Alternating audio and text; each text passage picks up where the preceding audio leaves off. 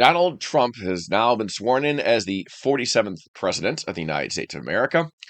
What should he do to protect America from cybersecurity threats? We're going to talk about that next. Welcome to Tech Topics brought to you by Cybervenger.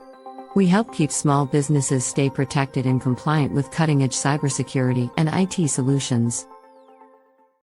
All right, so this is not a political video. We're going to focus on what should Donald Trump do from the perspective of a cybersecurity professional. What steps could a president do with the amount of authority that they have to improve our cybersecurity posture as a nation? Because I got to tell you right now, we're in really quite bad shape, and we need to take steps, drastic steps, to improve the cybersecurity stance of our nation as a whole.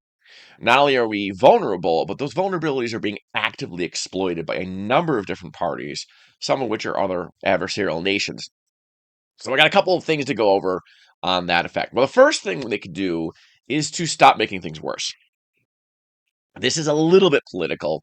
It's kind of hard to avoid it, but I'll try and keep it tactical. So the NSA does a lot of domestic, call it observation. The idea being to gather information, intel that can help the National Security Administration determine if a terrorist cell is active here in the United States, if a terrorist threat is about to take place, built ostensibly with good intentions.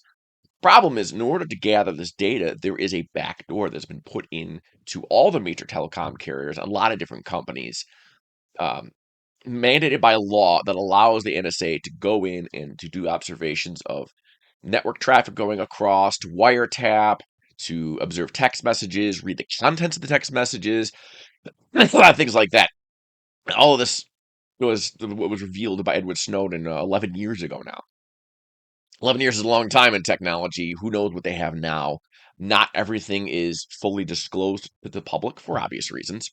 But something was disclosed to the public, and that is that a Chinese affiliate group has compromised 8 major telecom carriers of the United States. And many cybersecurity researchers, myself included, believe that the way China was able to get into our telecom system is by hacking the very back doors that the NSA has demanded the telecom companies put in there for their use. See the problem, right? It's hard not to talk about this without getting a little bit political here. And the problem is, if you have a backdoor, fundamentally, if you have a backdoor, you now introduce a new attack surface that you didn't need, that you didn't want to have. And if there's an attack surface, it's an opportunity for somebody nefarious to get in and exploit that system. This all-encompassing wide-scale reach that the NSA has is currently being used against us, I believe, anyway. I don't think there's any conclusive proof that that's what's happening. But back in June, we do know that the government disclosed that these Chinese affiliates were able to read text messages, see where messages were going back and forth, sniff traffic on the network on the internet. Very, very dangerous stuff. They don't even know for sure if they've managed to kick them out completely. For that reason, the first thing Donald Trump should do is to order the NSA to stand down all of these backdoors. If an adversary is actively exploiting these systems, and you know that you can't be 100% sure that you've locked them out, then this system has become more of a liability than an asset. That's hard because you're giving up toys. The NSA is giving up their toys. That's hard for them to do. But these are not their toys right now. These are China's toys. So I'd ask the president, shut down China's spying apparatus, because it's not the United States spying apparatus anymore. It's now been exploited. It's now China's apparatus. And how long before it's Russia's spying apparatus, or North Korea, or some malicious cyber gang? Maybe some internal political actor gets a hold of this and starts doing things that would be, say, anti-democratic. Um, the potential for disaster goes on and on. Enough said there. So that's the first thing I do. The next thing that I would do is I would try, and I don't know if the president has this authority, because little background, we have 3 branches of the government, but more than that, we also have a hierarchy. We have municipalities, we have state, we have counties, and we have federal. For instance, head of the federal branch. So he may not be able to directly do something to this effect, but certainly the president produces the vision for the country. He could do a lot to try and encourage the legislative branch to make laws if he doesn't have the direct executive authority. He could do a lot to encourage governors to and legislative bodies at the state level to produce laws to this effect, even if he doesn't have the direct authority. And so, what do I want him to do? I want him to get all the municipalities of the nation to follow a cybersecurity standard like NIST 800-53. Now, that is a standard that's been produced by the NIST, the National Standards Body of the United States. It's a cybersecurity standard. It's pretty decent as kind of a basic starting point. It's not all encompassing, but it's a good place to start. And I've worked in a lot of municipalities. Had a lot of customers. I've gone through that, and it's a little unsettling the amount or lack of preparedness that I've seen from a cybersecurity standpoint. We've had two municipalities back in 2023 that were breached and were completely ransomware, and they were down for over a month. Vital, civil services are shut down and crippled because of this. That was two. Then that's just us. We're a relatively small company, and I've run into other organizations that are worked with municipalities or are the municipality, and the cybersecurity standpoint is it's the Wild West out there. Some are really good because they've chosen to be good. Others, I don't even know what I'm talking about, let alone have begun to take that journey. So I'd like to see some kind of formal standard that we have, like we do with the Department of Defense manufacturing. We do a lot of NIST 800-171 work. So if you make a battery cable for an Abrams tank and you sell it to Boeing or to North Star or whoever, you have to follow a very comprehensive set of rules as for how that battery cable is constructed, like how you store that information. So the CAD drawings for the little cable end, everything like that is called controlled unclassified information. Now, we're not talking like missile guidance systems, just the boring stuff, right? That still is being protected well. Municipalities are not being protected in that way, and they have information that, in my mind, is at least as valuable, maybe perhaps even more valuable in aggregate than how many battery cables we produced in the nation, or how long a battery cable is. I mean, it's a battery cable, right? Or similar mundane stuff. Maybe it's a casing for a radar system, like just the casing. Non non non classified information, unclassified, as the standard says. That's better protected than all of our municipalities, police departments, and villages, and this affects the entire country. So that's an important thing I would like to see him go after, is trying to lead the charge to rally the entire nation to get onto some kind of bare minimum cybersecurity standard that everybody follows in the government, even at the municipality level. Now they have this already at the federal level. That's what NIST 800-53 is. I think you could just take that standard and dump it and apply it to municipalities, villages, townships, cities, counties. Uh, Not necessarily that exact standard. They could come up with a new one that addresses things the same way. I'd say if you want to just make it quick and dirty, just use 800-53. Next thing, social media. We've touched on this in another video with a TikTok ban. Yes, there is a reason to be concerned about a foreign actor having direct, or in this case, indirect ownership of a company that's gathering so much private data for American citizens. That's something to be concerned about. But it's also something to be concerned about all the social media companies, even if they are domestic. Uh, I mean, look at, again, I talked about this in other videos. Look at what Facebook did when they sold information to the freaking Russians.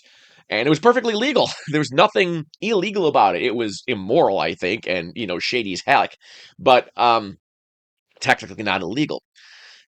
That there should be laws that are, again, he's the executive, legislative, but if Donald Trump got up there and said a note, open letter to Congress saying, "Hey, I'm looking for you guys to produce laws to restrict and regulate what social media companies can do with people's private information.